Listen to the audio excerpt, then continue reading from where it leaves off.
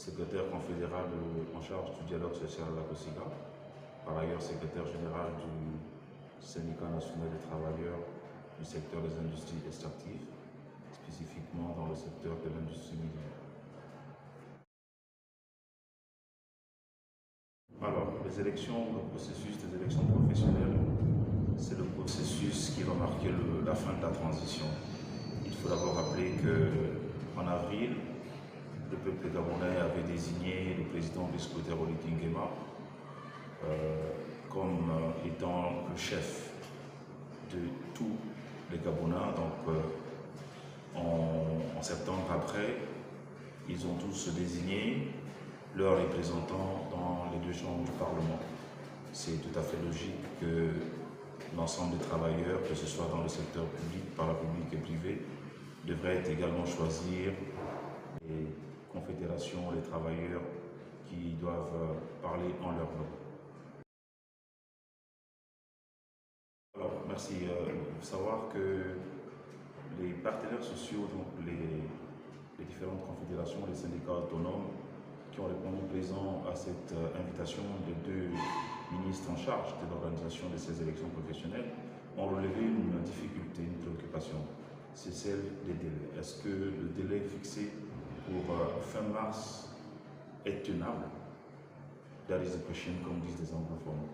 Alors, la préoccupation fondamentale, sinon fondée, c'est le fait que pour les travailleurs du secteur privé, les dispositions existent déjà au sein du Code du travail, notamment les articles 305 jusqu'à 306, préparent déjà les élections des délégués syndicaux. Alors pourquoi le choix aujourd'hui de passer à l'élection? Il faut déjà relever que par le passé, l'ancien Code du travail donnait la liberté à chaque confédération syndicale de désigner ses délégués syndicaux par entreprise. Ce qui fait que si dans une entreprise, il y a 5 syndicats, 6 syndicats ou plus que ça, qui adhèrent à des confédérations différentes, chacune de ces confédérations présentes dans ces entreprises, dans cette entreprise, désigne des délégués syndicaux, ce qui fait une pléthore. Si on a 5 confédérations, eh bien on aura alors 5 fois la désignation des délégués syndicaux. Ceci était une difficulté pour l'employeur de protéger autant de personnes. Vraiment, c'était difficile pour l'employeur de désigner finalement qui parmi tous ces délégués syndicaux bénéficiait de la protection sociale que confère le Code du travail. Alors, la nouvelle disposition aujourd'hui permet de limiter le nombre de délégués syndicaux par entreprise. Notamment, le maximum qu'on puisse avoir, c'est 6 délégués syndicaux par entreprise. Ça veut dire qu'au niveau du secteur privé, les dispositions, elles existent déjà. Il suffirait simplement qu'aujourd'hui, les ministères en charge de cette organisation se calquent ce qui existe déjà. Le problème au niveau de la fonction publique, l'employeur, c'est l'État. Tout le monde est fonctionnaire. Combien y a-t-il de fonctionnaires? Seul le ministère de la fonction publique peut dire exactement combien il y a de fonctionnaires. Donc, les dispositions de la loi organique portant l'organisation des syndicats dans la fonction publique ne prévoient pas justement les représentants des travailleurs sous la forme de délégués comme il existe dans le secteur privé, délégués syndicaux ou délégués du personnel. Donc là réside toute la difficulté. Il n'y a aucun texte qui existe du côté de la fonction publique. Donc avec le temps que nous connaissons, que nous mettons en place des textes juridiques, des textes organiques, des ordonnances, des décrets, le délai de 2 mois est vraiment difficile à atteindre. Voici ce que les travailleurs ont répondu aux 2 membres du gouvernement qui avaient convoqué cette réunion en vue simplement de leur communiquer les délais présentés au chef de l'État.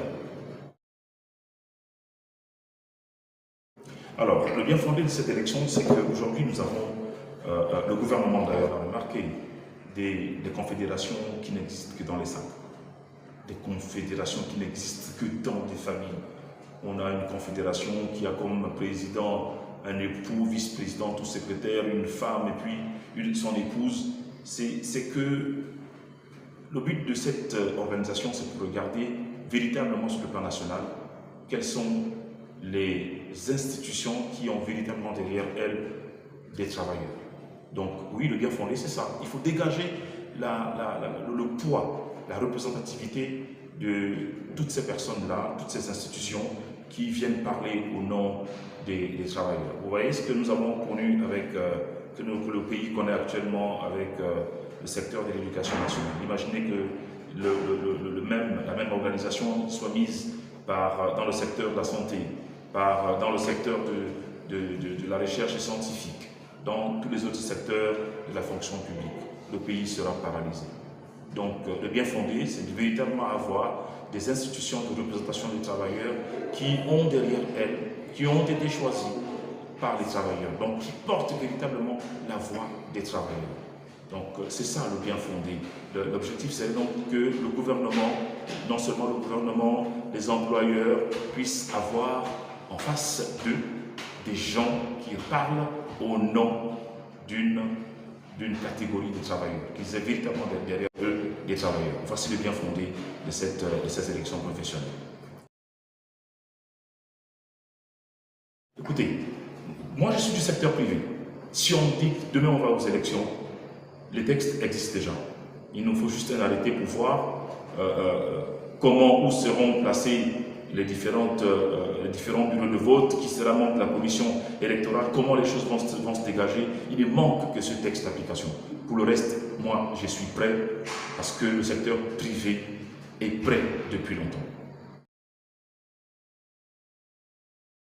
Le groupe Eramet, qui est une société française, qui est un groupe français qui est coté en bourse, existe au Gabon dans deux sociétés, la Comilog et la Cetran.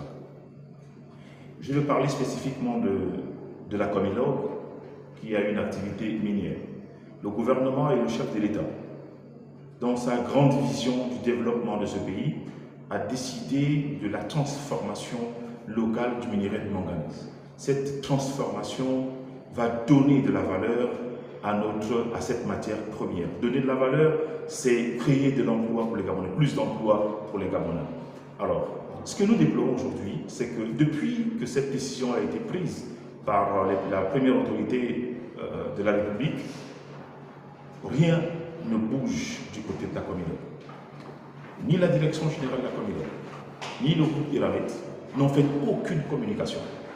Nous savons que, et d'ailleurs c'est un secret pour personne, la Comilog a déjà une expérience sur la transformation du minerai de manganèse. Nous avons eu l'usine du complexe métallurgique de Moana, où nous transformons du manganèse. Donc aujourd'hui, nous sommes étonnés avec les volumes visés par le gouvernement, par le président de la République dans la transformation. Nous sommes surpris qu'aucune décision officielle n'a été prise ni par le groupe Eramet, ni par la direction générale de la Comilog. Donc, nous parlons aujourd'hui de cette grande décision étatique pour que demain le pays ait une autre matière qui a de la valeur ajoutée. Transformer le manganèse, c'est permettre que les volumes exportés ne soient plus les mêmes, qui est produit par la voie humide, donc la laverie, et le minerai qui est vendu par voie sèche. Donc ce manganèse, lorsqu'il est envoyé à l'extérieur, il a un coût qui est moins important, moins bénéfique pour le Gabon que si on le transformait sur place. Donc nous encourageons, mais vraiment les plus hautes autorités de la République, à faire en sorte que le groupe Eramet accompagne, mais de façon efficace, de façon objective, cette décision pour que nous puissions voir enfin plus de Gabonais travailler dans le domaine de la métallurgie, donc de la transformation du manganèse. L'autre problème qui est souvent évoqué par les industriels, par le groupe Eramet, c'est la difficulté de l'énergie, donc l'électricité, que ces usines consomment énormément d'électricité. Le Gabon aujourd'hui, dans le Haut-Ogooué, nous avons le Grand Koubara qui produit énormément de mégawatts pour pouvoir subvenir pour pouvoir donner l'énergie qui ferait fonctionner les usines de la transformation. Donc l'État gabonais doit pouvoir exiger, imposer faire respecter les délais de 2019 donnés à toutes les sociétés qui font dans la transformation, qui font dans l'industrie minière. Donc nous avons la nouvelle Gabon Mining qui est du côté de Franceville au Konja, nous avons la Comilor, nous avons d'autres usines qui sont en train de sortir de terre du côté du Haut-Ogooué, nous en avons également à Ndjolé. C'est le temps pour la République gabonaise d'avoir un autre pôle industriel qui donnerait de la valeur ajoutée à nos matières premières. Donc que le chef de l'État fasse des communications avec le groupe Eramet pour qu'une décision soit enfin prise afin de mettre en musique la transformation du manganèse. La décision est entre les mains des gouvernements. De toutes les façons, le Gabon est une république et lorsque le chef de la République a pris une décision, a donné un cap, tout le monde a l'obligation de respecter, d'aller vers cette direction. Donc, force reste à la loi, force reste au chef de l'État. Le Sénatex, les travailleurs de la communauté sont derrière le chef de l'État, sont derrière la République et nous soutenons, nous attendons. Si 2029, les choses ne sont pas faites, eh bien, nous les travailleurs, nous prendrons le relais pour que la Comilor, pour que le groupe Eramet se mette enfin derrière les décisions prises par le premier responsable qui est le chef de l'État, son Excellence Brice Clotaire Oligui Nguema. Nous avons un pays à bâtir. Un pays qui aujourd'hui est en train de rentrer dans la 5e République. Et dans la 5e République, il faudrait que le pan industriel puisse enfin prendre forme, puisse enfin démarrer. Donc, mon mot de fin, c'est celui-là. Tous les Gabonais du secteur minier sont prêts à accompagner le chef de l'État. Merci.